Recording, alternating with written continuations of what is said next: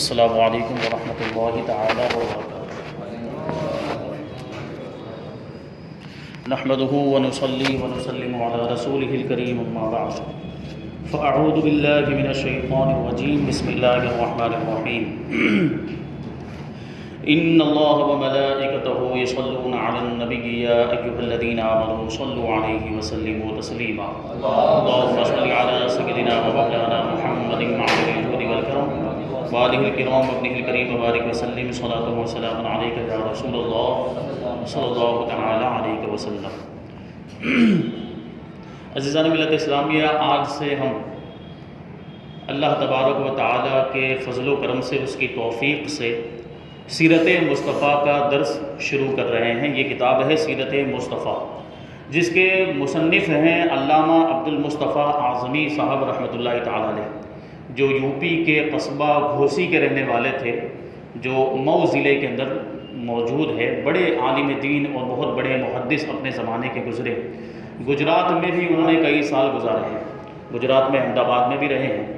تو یہ بڑی شخصیت، انہوں نے یہ کتاب لکھی ہے اور اس کتاب کا درس انشاءاللہ تبارک و تعالیٰ دیا جائے گا۔ اللہ تبارک و تعالیٰ ہمیں توفیق عطا فرمائے کہ اسے ہم پایہ تکمیل تک پہنچائیں، اور جو کچھ بھی اس میں بیان ہو ان ساری چیزوں پر ہم سب کو عمل کرنے کی توفیق عطا فرمائے۔ اللہ تبارک و تعالیٰ کا بے پناہ فضل و احسان ہے کہ اس نے ہمیں انسان بنایا۔ سب سے پہلی بات تو یہ ہے، ہمیں جانور نہیں بنایا۔ اب جانور بھی مختلف قسم کے ہوتے ہیں۔ کچھ جانور جو ہوتے ہیں وہ جانوروں میں معزز کہلاتے ہیں، جیسے گھوڑا بڑا شریف مانا جاتا ہے، بڑا عمدہ قسم کا جانور مانا جاتا ہے۔ لیکن جانوروں میں کچھ جانور ایسے ہوتے ہیں بہت ذلیل مانے جاتے ہیں، جیسے معاذ اللہ سور ہے، خنزیر ہے، کتا ہے، اس طرح کے جو جانور ہیں۔ تو اللہ تبارک و تعالیٰ نے ہمیں جانور نہیں بنایا، انسان بنایا، اشرف المخلوقات بنایا۔ سبحان اللہ۔ یعنی مخلوقات میں سب سے زیادہ فضیلت رکھنے والا کوئی ہے تو وہ انسان ہے۔ پھر اللہ تبارک و تعالیٰ نے ہم کو انسان بنایا۔ تو انسان بھی دو طرح کے ہیں، مسلمان انسان اور کافر انسان، مومن انسان اور ایک وہ جس کے پاس ایمان نہیں ہے۔ تو اللہ تبارک و تعالیٰ نے ہم کو کیا بنایا؟ مومن انسان بنایا، مسلمان انسان بنایا، کافر انسان نہیں بنایا۔ پھر اللہ تبارک و تعالیٰ نے ہمیں مسلمان انسان بنایا تو اپنے محبوب کی امت میں پیدا فرمایا۔ ایک کم و بیش 1,24,000 انبیاء کرام تشریف لائے اور ان کی امتیں گزری، سب ایمان والی کہلاتی ہیں۔ ساری امتیں جو اپنے اپنے انبیاء کرام پر ایمان لائے وہ سب بھی مومن کہلاتے ہیں۔ لیکن اللہ تبارک و تعالیٰ نے ہم کو کسی اور نبی کی امت میں نہیں پیدا فرمایا، بلکہ اپنے سب سے محبوب نبی جو پوری کائنات کے سردار ہیں ان کی امت میں پیدا کیا۔ سبحان اللہ۔ اور جس طریقے سے حضور اقدس صلی اللہ علیہ وسلم سارے نبیوں کے سردار ہیں، اسی طریقے سے حضور کی امت یہ ساری امتوں کی سردار ہے۔ یہ اللہ تبارک و تعالیٰ کی بارگاہ میں آپ کا مقام و مرتبہ، یعنی امت محمدیہ کا مقام و مرتبہ یہ ہے کہ اللہ تبارک و تعالیٰ نے امت محمدیہ کو پوری کائنات کا سردار بنایا ہے۔ اب اس بات کو ذہن میں رکھنا ہے، چونکہ جیسا عہدہ ہوتا ہے، جیسی پوسٹ ہوتی ہے ویسی ذمہ داری بھی ہوتی ہے۔ ٹھیک ہے، کوئی مینیجر کی پوسٹ پر ہے تو اس کی ویسی ذمہ داری ہوگی، کوئی باس ہے تو اس کی ویسی ذمہ داری ہوگی، کوئی معمولی اگر ملازم ہے تو اس کی کم ذمہ داری ہوگی۔ تو اس اعتبار سے آپ غور کریں کہ امت محمدیہ کو پوری کائنات کا سردار بنایا گیا ہے، تو ہماری ذمہ داری پھر کیسی ہوگی؟ ہم کو تو اللہ تبارک و تعالیٰ نے پوری دنیا کی رہنمائی کے لیے بھیجا ہے۔ کنتم خیر امت اخرجت للناس تأمرون بالمعروف وتنہون عن المنکر، کہ تم بہترین امت ہو۔ امت محمدیہ کے بارے میں اللہ تبارک و تعالیٰ قرآن مجید میں ارشاد فرماتا ہے کہ تم بہترین امت ہو جو لوگوں کے لیے ظاہر کی گئی ہے کہ تم بھلائی کا حکم دیتے ہو اور برائی سے روکتے ہو۔ اس امت کی سب سے بڑی فضیلت اور شرافت کی جو بات ہے وہ یہی ہے کہ اس امت کا جو فریضہ اللہ تبارک و تعالیٰ نے مقرر فرمایا وہ بھلائی کا حکم دینا ہے اور برائیوں سے روکنا ہے۔ اور یہی ہماری بنیادی ذمہ داری بھی ہے امت محمدیہ ہونے کے اعتبار سے، حضور کی امت میں ہونے کے اعتبار سے۔ پوری کائنات کی سرداری ہمیں عطا کی گئی ہے تو پوری کائنات میں ہمیں امر بالمعروف اور نہی عن المنکر بھی کرنا ہے، یعنی سارے لوگوں کو اچھائی کی طرف بلانا ہے اور برائیوں سے روکنا ہے، یہ ہماری ذمہ داری ہے۔ لیکن ہمارا حال کیا ہو گیا ہے کہ ہم خود بھی اصلاح پذیر نہیں، ہمارا خود کی حالت درست نہیں ہے، ہم خود بے عمل ہو چکے ہیں، ہم گناہوں میں مبتلا ہو چکے ہیں، اسلام سے دور ہو گئے، بانی اسلام سے دور ہو گئے ہیں۔ ہمارا جو رشتہ رسول اللہ سے اور اسلام سے ہونا چاہیے وہ رشتہ آج ہمارا ویسا نہیں ہے۔ تو ہم دوسروں کو کیا بھلائی کی طرف بلائیں گے اور دوسروں کو کیا برائیوں سے روکیں گے؟ ہم خود گناہوں میں مبتلا ہیں۔ تو ضرورت اس بات کی ہے کہ سب سے پہلے ہم اپنے آپ کو سدھاریں، ہم اپنے آپ کی اصلاح کریں، ہم اپنے آپ کے اندر تبدیلی لائیں، گناہوں سے بچیں، نیکیاں کرنے کی کوشش کریں، اور پھر دوسرے لوگوں کو بھی اسلام کی دعوت دیں، اچھائی کی دعوت دیں، برائیوں سے روکیں۔ تو یہ جو ذمہ داری ہے وہ اس طریقے سے ادا ہوگی۔ اللہ تبارک و تعالی ہم سب کو توفیق عطا فرمائے۔ تو اس بات کو ذہن میں رکھیں کہ اللہ تبارک و تعالیٰ نے ہم کو کتنا بڑا مقام و مرتبہ عطا فرمایا کہ ہمیں اپنے محبوب کی امت میں عطا فرمایا۔ دنیا کا یہ قانون ہوتا ہے کہ جو کسی چیز سے یا کسی انسان سے محبت کرتا ہے وہ کبھی نہیں چاہتا کہ وہ چیز اس سے الگ ہو جائے یا وہ انسان اس سے جدا ہو جائے۔ اگر کوئی کسی انسان سے محبت کرتا ہے تو وہ کیا چاہتا ہے کہ ہمیشہ وصال رہے، ملاقات رہے، کبھی جدائی نہ ہو۔ لیکن اللہ تبارک و تعالی ہمارے آقا سے محبت فرماتا ہے، اور ایسی محبت فرماتا ہے جو کوئی ایسی محبت نہیں کر سکتا ہے، اس کے باوجود اللہ تبارک و تعالی نے اپنا محبوب ہمیں عطا فرما دیا۔ یہ کتنی بڑی نعمت ہے اللہ تبارک و تعالیٰ کی کہ ہمیں حضور کی امت میں پیدا کیا۔ ہم اس نعمت کا جتنا بھی شکریہ ادا کریں اتنا کم ہے۔ اللہ تبارک و تعالیٰ کی بارگاہ میں پوری زندگی اگر ہم سجدے میں سر رکھ کر بھی گزار دیں شکر کرتے ہوئے، تب بھی اس نعمت کا شکریہ ادا نہیں ہو سکتا۔ یہ ایسی نعمت اللہ تبارک و تعالیٰ نے ہمیں عطا کی ہے۔ تو ہمیں اسلام سے اپنے رشتے کو مضبوط کرنا ہے، بانی اسلام سے یعنی رسول اللہ صلی اللہ علیہ وسلم کی ذات سے اپنے رشتے کو مضبوط کرنا ہے۔ آج جو دنیا میں مسلمانوں کا معاملہ ہے، مسلمان ذلت و رسوائی کا شکار ہو رہے ہیں، مسلمانوں پر ظلم و ستم کے پہاڑ توڑے جا رہے ہیں، مسلمانوں کو قتل کیا جا رہا ہے اور ان کو صفحہ ہستی سے مٹانے کی کوشش کی جا رہی ہے۔ اس کی بنیادی وجہ یہ ہے کہ ہم اسلام سے دور ہو گئے ہیں اور بانی اسلام سے دور ہو گئے۔ اب صحابہ کرام کے دور کو یاد کریں، تابعین کے دور کو یاد کریں، اولیاء کرام کی زندگیوں کو دیکھیں تو ہمیں کیا سبق ملتا ہے۔ یہ وہ لوگ تھے جنہوں نے اسلام سے اور بانی اسلام سے اپنے رشتے کو مضبوط رکھا، تو دنیا میں بھی انہیں کامیابی ملی اور آخرت میں تو کامیابی ان کے لیے مقرر ہے۔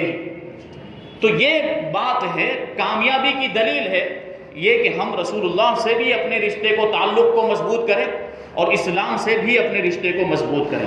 آج سب سے بڑی ضرورت یہی ہے۔ ایک مثال میں اکثر جگہ پہ اس کو بیان کرتا رہتا ہوں کہ پرانے زمانے میں جو چکی ہوا کرتی تھی، جو پتھر کے دو پٹ ہوتے تھے، آپ نے دیکھی ہوگی، اس میں اوپر والا جو پٹ ہوتا اس میں بیچ میں سوراخ ہوتا تھا اور نیچے والے پٹ میں درمیان میں ایک لکڑی ہوا کرتی تھی جسے قطب کہا جاتا تھا اردو میں۔ تو وہ اس کو رکھ دیا جاتا، اوپر والے پٹ کو نیچے والے پٹ پہ رکھ دیا جاتا، پھر اس میں چاول، گیہوں، دال وغیرہ جو کچھ بھی پیسنا ہوتا اس کو درمیان میں جو سوراخ ہوتا وہاں سے ڈالا جاتا تھا، پھر اس کو گھمایا جاتا تو کیا ہوتا کہ دونوں پٹ کے درمیان جو بھی دانہ یا جو بھی چاول یا گیہوں آتے تھے وہ کیا ہو جاتے تھے، پس کر آٹا بن جایا کرتے تھے۔ لیکن جب اس کو اٹھایا جاتا، پٹ کو اٹھاتے تھے تو جو درمیان میں لکڑی ہوتی اس کے ساتھ کچھ دانے جو ہے وہ چپکے ہوئے رہ جاتے تھے اور وہ پسنے سے، آٹا بننے سے محفوظ رہ جاتے تھے۔ غور کریں، بغیر تمثیل کے کہنا چاہتا ہوں، بغیر کسی مثال کے، بلا تمثیل اور تشبیہ کہنا چاہتا ہوں کہ بالکل آپ سمجھیں کہ حضور اقدس صلی اللہ علیہ وسلم کی ذات بھی ہمارے لیے قطب کی حیثیت رکھتی ہے کہ جس طریقے سے لکڑی سے دانے چپکے رہ گئے تو پس کر آٹا بننے سے محفوظ ہو گئے، تو ہم بھی اگر حضور کی ذات سے وابستہ ہو جائیں گے تو دنیا کے ظلم و ستم سے محفوظ ہو جائیں گے، پھر کوئی ہمارا بال بیکا نہیں کر سکے گا، پھر کوئی دنیا کی ایسی طاقت نہیں ہے جو ہمیں کوئی تکلیف پہنچا سکے۔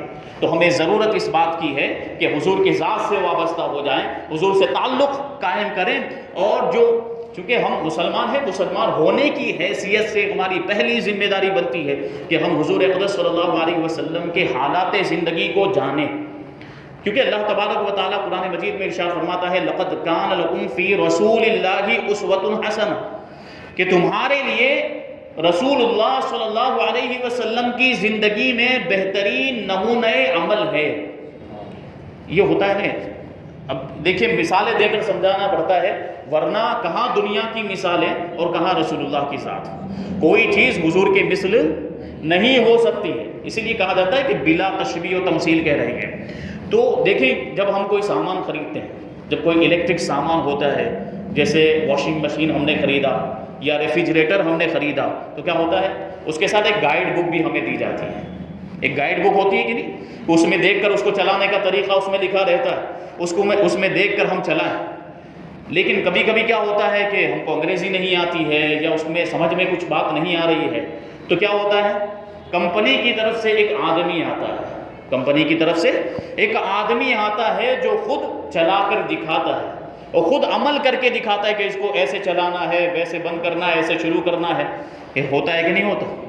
یہ بالکل ہوتا ہے. تو بغیر تمثیل اور تشبیہ کے کہنا چاہتا ہوں کہ دنیا کا سب سے بہترین مذہب اسلام ہے، وہ اللہ تبارک و تعالیٰ نے ہمیں عطا فرمایا، تو اس کے لیے گائیڈ بک بھی عطا فرمائی، اور وہ قرآن پاک ہے. وہ گائیڈ بک ہے. قرآن پاک کیا ہے؟ گائیڈ بک ہے. اس کے اندر ہمیں دیکھ کر، اس کا مطالعہ کر کے، اس کو سمجھ کر اس پر عمل کرنا ہے، اسلام پر عمل کرنا ہے. لیکن قرآن کو سمجھنا سب کے بس کی بات ہے؟ سب کے بس کی بات نہیں. جس طریقے سے یہ معمولی گائیڈ بک جو ہوتی ہے اس کو لوگ نہیں سمجھ پاتے ہیں. کسی کو انگلش نہیں آتی تو اسی طرح کسی کو عربی نہیں آتی ہے تو وہ سمجھ نہیں پاتا ہے. اس لیے حضور اقدس صلی اللہ علیہ وسلم کو اللہ تبارک و تعالیٰ نے اس کے ساتھ میں بھیجا ہے، بلکہ قرآن پاک کو اللہ تبارک و تعالیٰ نے حضور اقدس پہ نازل فرمایا، اور حضور صلی اللہ علیہ وسلم نے قرآن پر عمل کر کے ہمیں دکھایا کہ دیکھو اس طریقے سے قرآن پر عمل کیا جاتا ہے اور اسلام پر عمل کیا جاتا ہے. تو حضور اقدس صلی اللہ علیہ وسلم کے حالات زندگی کو بھی ہمیں جاننا ہے. اور قرآن پاک کے اندر کیا ہے؟ قرآن چونکہ ہمارے لیے کتاب ہدایت ہے، اس میں کیا اللہ تبارک و تعالیٰ نے ہمیں احکامات دیے ہیں، کن چیزوں سے روکا ہے، اس کو بھی ہمیں جاننا ہے. اسی وجہ سے ان دونوں پروگرامات کا یہاں پر انعقاد کیا گیا ہے. یہ تفسیر کا پروگرام بھی جمعرات کو ہوگا انشاءاللہ تبارک و تعالیٰ ظہر کی نماز کے بعد بھی، اور یہ سیرت کا پروگرام بھی ہم نے شروع کر دیا ہے. اللہ تبارک و تعالیٰ ہمیں اسے آگے بڑھانے کی توفیق عطا فرمائے. تو یہ دیکھیں، اس بات کو ذہن میں رکھیں کہ یہ دونوں چیزیں ہمارے لیے ضروری ہے. اللہ تبارک و تعالیٰ نے ارشاد فرمایا کہ رسول اللہ کی زندگی میں تمہارے لیے بہترین نمونہ عمل ہے. تو وہ نمونہ عمل ہمارے لیے بہترین کب ہوگا؟ جب ہم حضور کی زندگی کو پڑھیں گے، حضور کی زندگی کو جاننے کی کوشش کریں گے، تب جا کر تو ہم اس پر عمل کر پائیں گے اور اس کو اپنی زندگی میں لا پائیں گے اور اپنا پائیں گے، اس کے مطابق اپنی زندگی کو گزار پائیں گے. تو اسی وجہ سے اس پروگرام کا انعقاد کیا. آپ حضرات سے گزارش ہے کہ آپ خود بھی پابندی کے ساتھ اس پروگرام میں شرکت کریں اور دوسرے لوگوں کو بھی لے کر آئیں، تاکہ زیادہ سے زیادہ اس کا فائدہ عام ہو سکے. یہاں سے کتاب شروع ہوتی ہے. سیرت نبویہ علی صاحبہ صلاۃ والسلام کا موضوع، یہ جو ٹاپک ہے، سیرت کا جو ٹاپک ہے، اس قدر دلکش ہے اور ایمان افروز اور روح پرور عنوان ہے کہ عاشقان رسول کے لیے اس چمنستان کی گل چینی، یعنی چمن ہوتا ہے تو اس سے کیا کرتے ہیں ہم لوگ، وہاں سے چمن میں سے، گلشن میں سے جو باغیچہ ہوتا ہے وہ عام طور پر اس میں سے پھول چونے جاتے ہیں اور پھولوں کے ذریعے سے پھر چیزوں کو سجایا جاتا ہے. تو اس چمنستان یعنی سیرت کے چمنستان کی گل چینی ایمانی قلب و روح کے لیے فرح و سرور کی ایسی بہشت خلد ہے. جس کا دل ایمانی ہے اور جس کی روح ایمانی ہے تو اس کے لیے اس میں خوشی کا سامان ہے، بلکہ یہ خوشی کی جنت ہے کہ جنت الفردوس کی ہزاروں رعنائیاں اس کے ایک ایک پھول سے رنگ و بو کی بھیک مانگنے کو اپنے لیے سرمایہ افتخار تصور کرتی ہیں. کہ حضور کی زندگی ایسی زندگی ہے کہ جنت کی رعنائیاں بھی اس کے سامنے ماند نظر آتی ہیں، پھیکی نظر آتی ہیں. اسی لیے ان حق پرست علماء ربانیین نے کہ جن کے مقدس سینوں میں محبت رسول کے ہزاروں پھول کھلے ہوئے ہیں، اس ایمانی عنوان اور نورانی موضوع پر اپنی زندگی کی آخری سانس تک قلم چلاتے چلاتے اپنی جانیں قربان کر دی.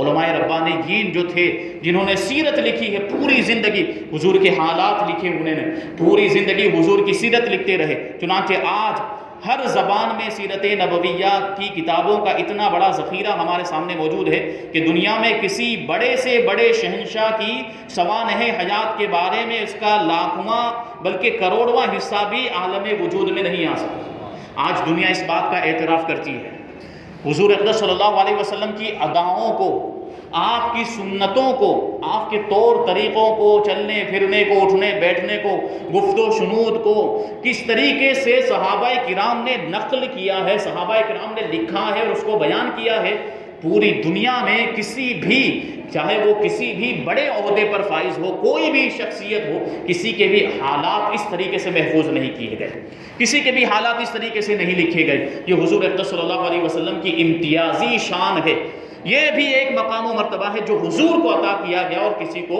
عطا نہیں کیا گیا، کہ حضور کے حالات زندگی اس تفصیل کے ساتھ بیان کیے گئے، یہاں تک کہ اگلے انبیاء کرام وہ بھی بڑے مقام و مرتبے پر فائز تھے، ان کے حالات زندگی ملیں گے لیکن مختصر، تھوڑے سے کچھ واقعات ملیں گے، یا مخصوص کسی ایک چیز کے بارے میں ان کے واقعات اور زندگی کے حالات ملیں گے۔ پوری زندگی کے حالات پوری تفصیل کے ساتھ، پوری ڈیٹیل میں کسی بھی نبی کے نہیں ملیں گے، جس طریقے سے ہمارے نبی حضور اکرم صلی اللہ علیہ وسلم کے حالات کو اس طریقے سے بیان کیا گیا۔ پھر دوسری بات یہ ہے کہ دوسرے دنیاوی اعتبار سے اگر کوئی بڑی شخصیت ہے تو ان کے بارے میں کتاب ملے گی تو وہ مخصوص زبان میں ہوگی، کوئی عربی زبان میں ہوگی تو کوئی انگلش میں ہوگی تو کوئی دوسری اردو وغیرہ زبان میں ہوگی، لیکن ہمارے آقا کی شان یہ ہے کہ آپ کی سیرت کے بارے میں دنیا کی کوئی ایسی زبان نہیں ہے جس میں آپ کی سیرت کے تعلق سے کوئی کتاب نہ لکھی گئی ہو، چاہے انگریزی ہو، چاہے عربی ہو، چاہے اردو ہو، چاہے فارسی ہو، کوئی بھی زبان آپ لے لیں اس میں سیرت کی کوئی نہ کوئی کتاب آپ کو ضرور ملے گی۔ وہ عاشقان رسول جو سیرت نویسی کی بدولت آسمان عزت و عظمت میں ستاروں کی طرح چمکتے اور چمنستان شہرت میں پھولوں کی طرح مہکتے ہیں، ان خوش نصیب عالموں کی فہرست اتنی طویل ہے کہ ان کا حصر و شمار ہماری طاقت و اقتدار سے باہر ہے۔ جنہوں نے سیرت لکھی ہے تو اللہ تبارک و تعالیٰ نے ان کی عزت افزائی فرمائی، دنیا میں ان کی شہرت ہو گئی، دنیا کے لوگ ان کو جاننے لگے، اور اتنے لوگوں نے، اتنے مصنفین نے، اتنے علماء کرام نے سیرتیں لکھی ہے کہ سب کو شمار کرنا ہمارے بس کی بات نہیں ہے۔ مثال کے طور پر ہم یہاں ان چند مشہور علماء سیرت کے مقدس ناموں کا ان کے سنِ وفات کے ساتھ ذکر کرتے ہیں، جو بارگاہ الہی میں ذاکر رسول ہونے کی حیثیت سے اس قدر مقبول ہیں کہ اگر ایام قحط میں نماز استسقاء کے بعد ان بزرگوں کے ناموں کا وسیلہ پکڑ کر خدا سے دعا مانگی جائے تو فوراً ہی باران رحمت کا نزول ہو جائے۔ یہ علماء کرام جن کے نام آگے شمار کرائیں گے تقریباً 40 نام ہیں، 40 نام تقریباً ذکر کیے ہیں۔ ان ناموں کے تعلق سے فرماتے ہیں علامہ عبد المصطفیٰ اعظمی صاحب کہ ان ناموں میں بھی وہ برکت ہے، ان کی ناموں میں یہ برکت کہاں سے آئی؟ حضور کی سیرت لکھنے کی وجہ سے آئی۔ تو ان کے ناموں میں یہ برکت آ گئی کہ اگر کہیں پر قحط پڑ گیا ہو، سوکھا پڑ گیا، بارش نہیں ہو رہی ہو، اور وہاں پر ان کے ناموں کا وسیلہ لے کر اگر دعا کی جائے، نماز استسقاء پڑھی جائے تو اللہ تبارک و تعالیٰ بارش عطا فرماتے ہیں۔ اب سوچیں سیرت لکھنے والوں کا یہ مرتبہ ہے تو جن کی سیرت لکھی جا رہی ہے ان کا مرتبہ کیسا ہوگا؟ اور اگر مجالس میں ان سعید روحوں کا تذکرہ چھیڑ دیا جائے تو رحمت کے فرشتے اپنے مقدس بازوؤں اور پروں کو پھیلا کر ان محفلوں میں شامیانہ بنا دیں۔ چند مصنفین سیرت، خلفائے راشدین بلکہ خلیفہ عادل حضرت عمر ابن عبدالعزیز اموی رحمۃ اللہ تعالی علیہ کے دور خلافت سے کچھ قبل تک چونکہ حدیثوں کا لکھنا ممنوع قرار دے دیا گیا تھا تاکہ قرآن و حدیث میں خلط ملط نہ ہونے پائے، کیونکہ قرآن نازل ہوتا رہتا تھا، تقریباً 23 سال کی مدت کے اندر قرآن پاک تھوڑا تھوڑا کر کے نازل ہوتا رہا۔ پھر اس کی حفاظت کا اور اس کی تدوین کا کام ہوا حضرت ابوبکر صدیق رضی اللہ تعالیٰ عنہ کے زمانے میں، حضرت فاروق اعظم کے زمانے میں، اور پھر حضرت عثمان غنی کے زمانے پورے طور پر جو قرآن مجید آج ہمارے پاس جس شکل میں موجود ہے یہ پورے طور پر حضرت عثمان غنی رضی اللہ تعالیٰ عنہ کے دور میں جمع ہوا ہے، اور یہ کوشش تو حضرت ابوبکر صدیق کے زمانے سے ہی شروع ہو گئی تھی۔ تو اگر حدیثوں کو بھی اس طریقے سے لکھنا شروع کر دیتے، پہلے زمانے میں لکھنے کا اتنا رواج نہیں تھا، کیونکہ اور خاص طور پہ عرب کے جو لوگ تھے، عرب کے جو رہنے والے تھے، وہ کسی بھی چیز کو لکھ کر محفوظ کرنے کو اپنے لیے کسر شان سمجھتے تھے، اپنی شان کے خلاف سمجھتے تھے، کیونکہ ان کے جو ذہن ہوتے تھے بڑے اعلیٰ قسم کے ذہن ہوا کرتے تھے، وہ ہر بات کو یاد رکھ لیا کرتے تھے، انہیں لکھنے کی ضرورت نہیں پڑتی تھی، یہ عرب کے ذہن کا معاملہ تھا۔ تو آپ دیکھیں تو حضور صلی اللہ علیہ وسلم کے دنیا میں تشریف لانے سے پہلے، اسلام کے آنے سے پہلے بھی جو زمانہ جاہلیت تھا اس میں بڑے بڑے قصیدے لوگ یاد کر لیتے تھے جو اشعار کی شکل میں عربی میں ہوتے تھے، بڑے بڑے قصیدے، بلکہ مختلف شاعروں کے مختلف ان کے جو قصیدے ہوا کرتے تھے ان کی شاعریاں ہوتی تھی، ایک ایک آدمی وہ سارے اشعار کو یاد کر لیا کرتا تھا۔ یہ معاملات تھے اور یہ ان کی ذہانت کا جو ہے کہ معاملہ تھا۔ تو اس وجہ سے وہ لکھنے کو اپنے لیے توہین سمجھتے تھے کہ لکھ کر کون محفوظ کرے، جب ہم دماغ میں ذہن میں یاد رکھ سکتے ہیں تو پھر لکھنے کی کیا ضرورت ہے؟ تو اس وجہ سے پہلے شروع میں نہیں لکھا گیا۔ اور دوسری وجہ یہ بھی تھی کہ اگر حدیث کو بھی لکھنا شروع کر دیتے، اور قرآن پاک بھی حضور اکرم صلی اللہ علیہ وسلم نے حکم دیا تھا کہ قرآن پاک کی جو آیت بھی جس کے پاس پہنچے تو وہ اسے لکھ لیا کرے۔ اب صحابہ کرام کا معاملہ یہ تھا کہ چمڑوں پر لکھا کرتے تھے، اونٹ کے شانے کی جو ہڈی ہوتی وہ چوڑی ہڈی اس پر لکھ لیا کرتے تھے، پتھروں پر صحابہ کرام قرآن مجید کی آیتوں کو لکھ لیا کرتے تھے، اور اس طریقے سے قرآن پاک کی آیتیں مختلف طور پر مختلف صحابہ کرام کے پاس موجود تھیں۔ تو اب اگر حدیث پاک کو بھی لکھنا شروع کر دیتے تو کیا ہو جاتا کہ اگر کسی کے پاس قرآن کی آیت بھی موجود ہے اور حدیث بھی موجود ہے تو ہو سکتا ہے ممکن تھا کہ اس میں خلط ملط ہو جاتا، حدیث کو قرآن سمجھ لیتے یا قرآن کو حدیث سمجھ لیتے، یہ بات ہو سکتی تھی۔ اس لیے صحابہ کرام کے دور میں اس بات کو منع فرما دیا گیا تھا کہ کوئی حدیث نہیں لکھے گا، قرآن صرف لکھیں گے اور قرآن کو محفوظ کریں گے، حدیث کو کوئی اس طریقے سے نہیں لکھے گا۔ اب سوال یہ پیدا ہوتا ہے کہ اتنی ساری حدیثیں ہم تک پہنچی کیسے ہیں؟ تو یہ وہی ذہانت محدثین کرام، یہ محدثین کرام کا معاملہ یہ تھا کہ صحابہ کرام کو تو حضور کی برکت حاصل ہوئی، اور محدثین صحابہ میں بھی محدثین تھے، ان کے بعد بھی تابعین میں بھی محدثین تھے، اور حضور اقدس صلی اللہ علیہ وسلم کا ان کو فیضان یہ ملا ہے، اور اللہ تبارک و تعالیٰ کا ان پر خاص فضل و کرم ہوا کہ سند کے ساتھ انہوں نے حدیثوں کو روایت کیا۔ آج 2-3 حوالے بیان کرنے ہو تو ہم بھول جایا کرتے ہیں، ہمیں یاد نہیں رہتا کہ انہوں نے ان سے بیان کیا اور انہوں نے ان سے بیان کیا، انہوں نے ان سے بیان کیا۔ 10 روایتیں وہ بیان کر دیتے ہیں صحابہ کرام اور تابعین کے بعد تبع تابعین بھی، کہ ہم سے ہمارے استاذ نے بیان کیا، ہمارے استاذ سے ان کے استاذ نے، پھر انہوں نے فلاں تابعی سے بیان کیا، پھر فلاں تابعی نے فلاں صحابی سے بیان کیا، اور فلاں صحابی نے رسول اللہ کی زبان سے خود سنا ہے۔ اس طریقے سے زبانی طور پر یہ سلسلہ کافی عرصے تک چلتا رہا۔ زبانی طور پر حدیثیں اس طرح بیان کی جاتی تھی کہ حضور نے ان کو حدیث سنائی، پھر انہوں نے ان کو سنائی، پھر انہوں نے ان کو سنائی۔ پھر بعد کے دور میں جب دیکھا کہ لوگوں میں غفلت آ گئی اور ذہن کے معاملات بھی اب جو ہے کہ تبدیل ہوئے، ذہن بھی لوگوں کے کمزور ہونے لگے، اور بات یہ بھی آ گئی کہ اب لوگوں نے جھوٹی حدیثیں بھی شامل کرنا شروع کر دیا، حضور کی حدیثوں کے اندر جھوٹی معاذ اللہ موضوع حدیثیں بھی ملانی شروع کر دی۔ تو ایسے وقت میں ضروری ہو گیا کہ اب حدیثوں کو کتابی شکل میں محفوظ کیا جائے، اب حدیثوں کو لکھا جائے۔ تو اس وقت حدیثوں کو لکھنا شروع کیا گیا۔ امام بخاری نے بخاری لکھ دی، امام مسلم نے صحیح مسلم لکھ دی، امام ترمذی نے جامع ترمذی لکھ دی، امام ابو داؤد نے سنن ابی داؤد لکھ دی، اور امام نسائی نے وہ نسائی شریف لکھ دی۔ اس طریقے سے یہ جو حدیث کی کتابیں ہیں یہ اس طریقے سے معرض وجود میں آئی ہیں، اور پھر حضور کے حالات بھی اس طریقے سے لوگوں سے بیان ہوتے ہوتے پھر بعد میں کچھ لوگوں نے اس کو محفوظ کیا اور اس کو کتابی شکل دی ہے، تو اسی کو بیان کیا۔ قرآن و حدیث میں خلط ملط نہ ہو جائے اس لیے شروع میں حدیث لکھنے سے منع کیا گیا۔